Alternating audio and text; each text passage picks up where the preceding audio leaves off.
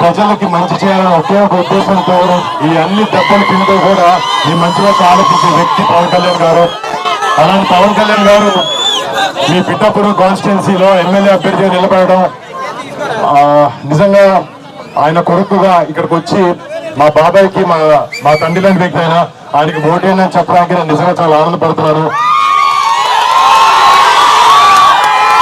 అంటే అధికారంలో ఉన్న చాలా పార్టీలు చేయలేనివి ఎన్నో విషయాలు కళ్యాణ్ బాబాయ్ 10 సంవత్సరాల నుంచి ఒక ఎమ్మెల్యే సీట్ లేకపోయినా కూడా కౌలు రైతులకు ప్రాబ్లం వచ్చినప్పుడు అప్పులు చేసి మరీ వచ్చి వారు డబ్బులు ఇచ్చారు.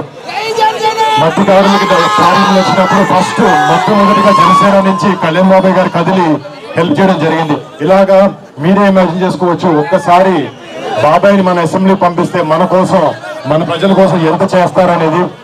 అండ్ మీ అందరి సపోర్ట్ ప్రేమ ఎప్పుడు కళ్యాణ్ బాబాయ్కి ఉండాలి, మా పవన్ కళ్యాణ్ గారికి ఉండాలి.